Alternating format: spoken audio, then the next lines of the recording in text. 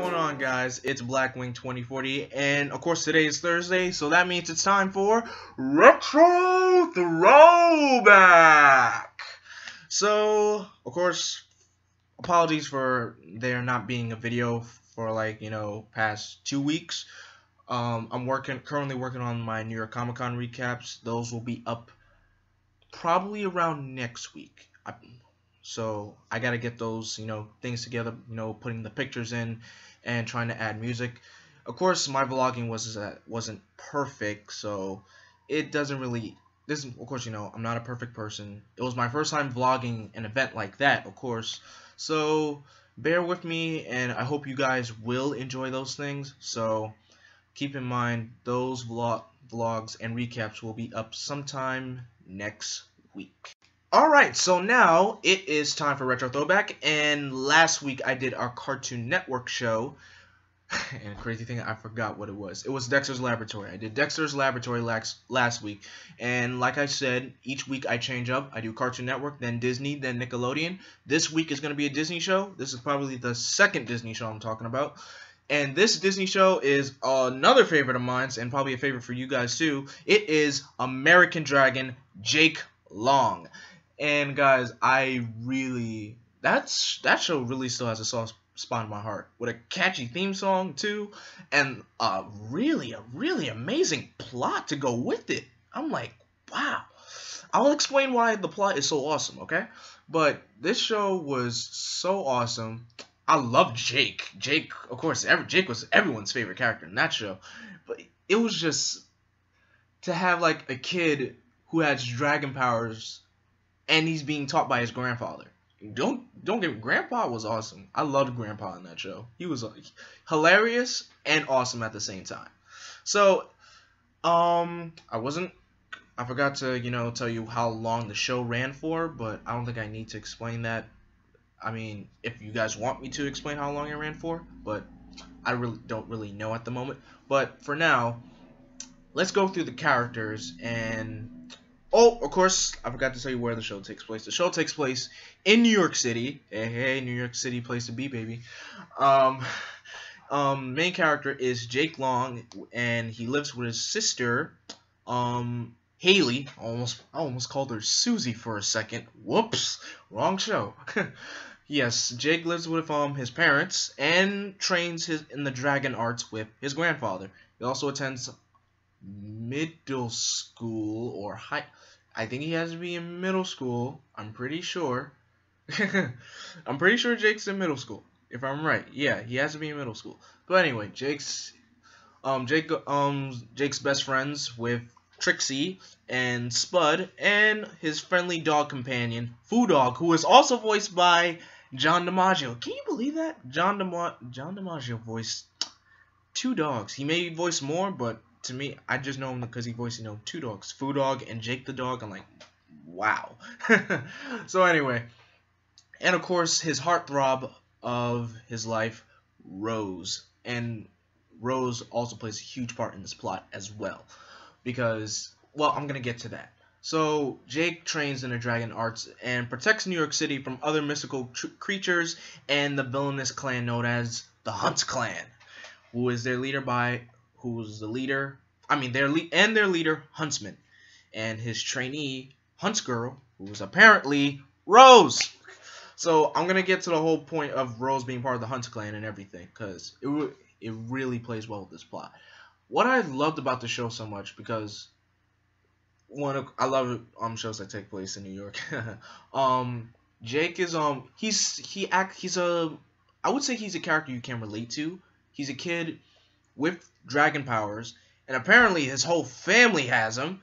So pretty much this whole dragon thing is only on Jake's mother's side, because on Jake's mother's side of the family, they're Chinese, and his dad doesn't know about the whole dragon thing. Well, somewhat, a little bit, but his mother knows about all the dragon training, the mystical creatures and everything. His mom knows all about that, but his father, he's not really okay with it. So it takes time for him to understand. But which is awesome, by the way, because you have this kid who's training in the dragon arts. He's balancing his high school Middle school or high school, guys. I'm not sure what grade Jake was in. Okay, middle school or high school life, and trying to I wouldn't say fit in, but he's becoming a protector, becoming a skilled dragon. I was about to call him Dragon Warrior for that matter. I mean, I guess you can call him that. You can call him the Dragon Warrior. um, and it was just so I'm about to say finesse. The show was just so impactful, and it had those touching key moments as well. So let me touch up on why Rose is such an important character in this plot, because one, Rose, Jake has a huge crush on Rose, and somewhere around the second season, the character designs changed, which I kind of like the designs in the second season, and of course the Jonas Brothers sing the theme song for the show. But we realized that Rose is actually Hunt's girl, and plus she was taken by the Hunt clan since she was born. So that's the other thing that plays an important part in this.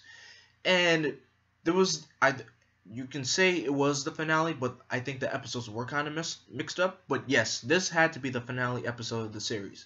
It was the homecoming dance, and the Hunt clan were attacking, and I think Huntsman had these different kinds of skulls, and they were able to grant, I don't know if they were able to grant one wish, but who knows how many wishes they were able to grant. Huntsman made a wish. I forgot what it was, but all the huntsmen and like the Hunt clan ninja warriors were all getting sucked up into this field, some kind of vortex it was, and they were, as soon as they went up to the field, they were gone, including Huntsman. And Jake was trying to save Rose from being destroyed, and Rose said, "Let me go." And Jake, and this episode really hit me hard because it was so sad. But Jake, knowing he didn't want to, but he let Rose go anyway. So he was trying to ask Screwdog, how can he destroy the skulls? The skulls are too powerful to be destroyed anyway. But Jake decided to do something I would say yes, drastic, but very heartwarming and powerful. Jake made a wish, and he said, "I wish Rose was never taken by the Hunt clan." So after that wish was made, he destroys the skulls, and he just leaves his homecoming in disappointment. But at the very end of the episode, where we feel like the day's been saved and everything's returned back to normal, he bumps into Rose again, but she doesn't know him. So history kind of changed a bit. Rose was the Hunt clan were erased. I wouldn't say the Hunt clan were erased from history, but Rose wasn't taken by the Hunt clan. She grew up as a normal girl without any ninja training and all that. But here's the sad fact is, Jake was like, "I'll see you around," and Rose was like, "You won't, because my family are being, transported to Hong Kong." So I'm like, are you kidding me? That was just so beautiful, because it was all that time in that build up. We knew that Rose was the Hunt girl.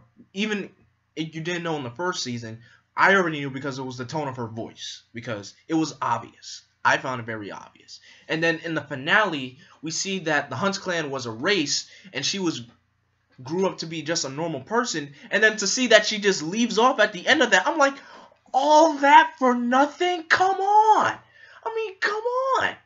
That's just what? What? That episode was the main episode that really blew me off. Not in a bad way, but in a good way, because it was so good. That's the thing. It was just so awesome.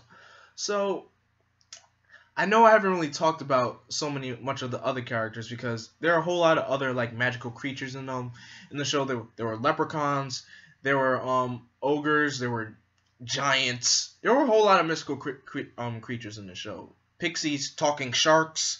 There were a lot, and I can't really remember like episodes after episodes after episodes, because it's been a long time since I literally watched that show. Like, I can't remember like the gist of it. Just that final episode that took my breath away. That's like one of the main episodes I remember so much. But yeah, I mean, I could talk about Jake's family a little bit more. Haley, his sister, his annoying brat sister, she's also a dragon too.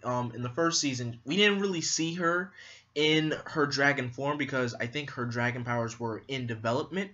Like, she was able to breathe fire. She was able to use her dragon claws, and then around the second season, we actually see her in her dragon form, which was awesome. And that also showed us that Jake's entire family on his mother's side were dragons. So pretty much, I loved American Jake Long. Show holds a special place in my heart, and it's one of those golden age Disney Channel shows, guys. Well, golden age Disney shows for that matter.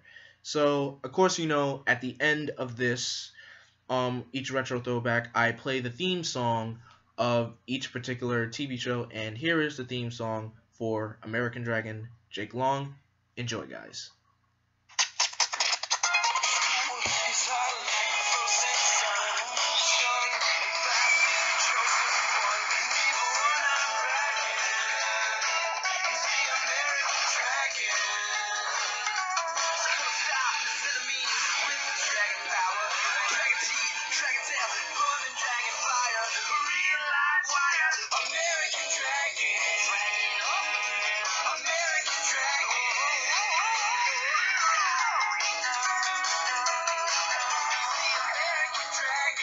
Please go, here's the dragon.